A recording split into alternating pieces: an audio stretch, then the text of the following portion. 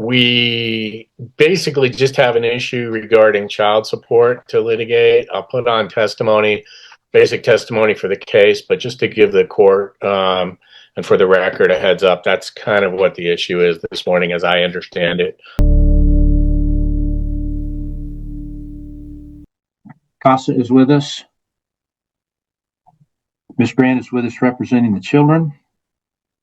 Mr. Lusk is with us. I don't know if Miss Lusk is with us. I have Heidi Herrera is the only one in the waiting room. She's the Casa judge. Okay. Right. Mr. Lusk, Miss Lusk's not with you, is she? You're muted. You can just shake your head yes or no. No. Okay. So she's not with us. All right. I have no one in the waiting room. Mr. Graff, you may proceed. Yeah, Judge, I apologize. I had the wrong Zoom link logged in for Friday. Just for the court's record or understanding, my understanding is we basically just have an issue regarding child support to litigate. I'll put on testimony, basic testimony for the case, but just to give the court and for the record a heads up, that's kind of what the issue is this morning as I understand it. So I would call her in sessions. Well, if that's the only issue, then I take it that you're telling me that some issues are resolved. Well, I understand, and I guess I would put Mr. Lusk on, or he can confirm this for the record. My understanding is the Lusks are not asking for placement of Wyatt today. That issue is the same as when we convened the initial final hearing back in, I believe, December. But I also understand that the Lusk do not. They have an issue with paying child support, and so we can put some testimony on around that, assuming that's the case. But that's my understanding is the only issue today. So I guess back to my question, you're telling me it's in agreement that the department's going to be named permanent managing conservator and the parents named possessory conservators? That's my understanding at this time. I know that Mr. Lusk had spoken with Ms. Grant following our last hearing. That was the information that was conveyed to me. I staffed it with my client yesterday. That's my understanding of the Lusk's position. I don't want to speak for them. I don't represent them. Well, let's just cut to the chase. Mr. Lusk, if you'd unmute.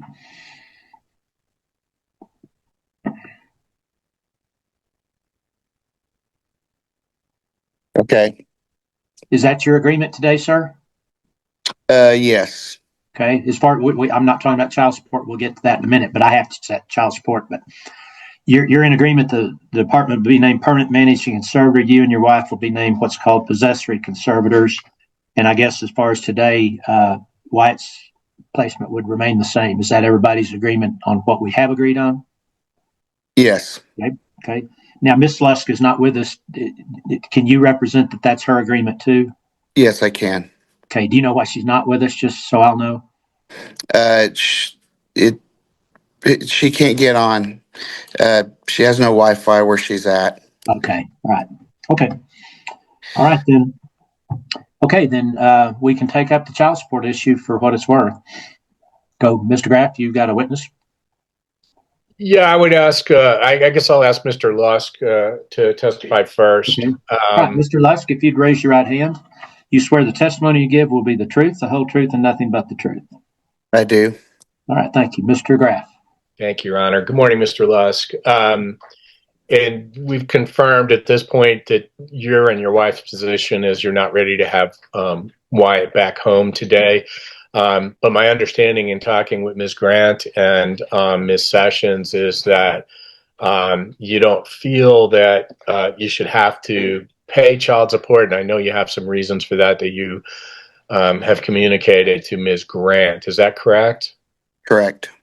And if you could just, for the court's benefit, relay what is the reason for why you don't believe you should have to pay child support? Well, Wyatt was adopted through the state, and he just has a lot more trouble than we were expecting. We had very little support from the state for his issues. and we've already spent a great deal trying to help him and supporting that, and it's just a financial burden. Right. Now, you adopted him at 2, is that right? Correct. Okay. And if I understood correctly, when you spoke to Ms. Grant after our last hearing, there was an issue where you were paying some sort of debt related to a credit card theft or an identity theft issue. Do I have that right? But yeah, that's just part of his. Yeah, recently he stole credit card information and ran up a bill. Yeah, I've resolved that since. Yes, Okay. And Wyatt, when does he turn 18? September 2nd. Okay. And so when you adopted Wyatt, you understand that you took on the responsibilities of a biological parent. Is that right? That's right. Okay. So your position is just the state didn't provide you sufficient support, and therefore the taxpayers should pick up whatever expenses related to child support are at this time. Would that be a fair statement? Yes. Okay. Pass the witness. All right, Ms. Grant? Greg, at the last hearing, you and I got together because you were not satisfied with the communication that was occurring in this case regarding Wyatt, correct? Yes, that's true. And we were able to have a lengthy conversation where I could update you on a lot of things you were unaware of. Is that true? That's true. And that conversation is what resulted in your better understanding of where things were with Wyatt, correct? Yes. And you had to make this decision additionally based on the fact that you have another child in the home that Wyatt presents a safety issue with. Is that true? Yes, that's correct. His sister. Okay. And we can't house Wyatt and his sister in the same home at this point due to his current status. Is that right? Correct. Yes. And the credit card debt, the credit card issue was a result of a crime Wyatt committed. Is that true? That's true. And it was a restitution issue that cost you money that you paid on his behalf to resolve that issue favorably and keep him in placement, correct? Well, I was able to resolve it through the credit card company. Yes. Okay. And that cost time, money, effort on your part that well exceeded what you feel should be paid in remaining child support. Yes. Okay. And was there did contact or communication with the state or St. Francis ever improve after you and I got you back on track in the case? No, not really. It's very spotty and incomplete. Okay. Is there anything else you want to tell the judge that either Mr. Graff or I haven't asked you about regarding Wyatt and his case? Well, also financially, Wyatt's sister is special needs, and she's now 18. She's completely under our care, and she's our it's expensive having a child, and she takes additional care and you know and so he can't be home with her because he's abusive to her, but because she'll always be in our care because of her special needs status, and that's also expensive. Okay. So child support at this point is a financial hardship for your family based on the income available and the resources available and the debt and care of the other child that you have. Is that true? That's true. Yes. Okay. Thank you. Pass the witness, Your Honor. All right. Mr. Graff, anything further of Mr. Lusk? Just briefly, Mr. Lusk, y'all had a extended holiday visit over Christmas break with Wyatt. Is that not correct? He was here for a week. Yes. Okay. How did that go? It went pretty well. He did start calling his sister a retard and some stuff like that again. Um, we were all ready for him to go back, and he was also. Okay. Did you do anything to correct those kinds of remarks that he made towards his sister? Certainly, we always have, but it it just falls on a deaf ear. Okay. So you're saying that he didn't stop after you told him to stop? He stopped for a while, but within just a little short amount of time, he's back at it, calling her, names and abusive to her like that. Okay. But he came into care due to physical abuse. Isn't that right? Yes, he beat her up. Yes. Yeah. And you didn't see any of that kind of behavior. No, he didn't beat her up this time. Okay. And isn't it true that teenagers often engage in name calling towards siblings, kids Sure, in general? she's special needs. I think being called a retard is not just teasing. It's very hurtful. Okay.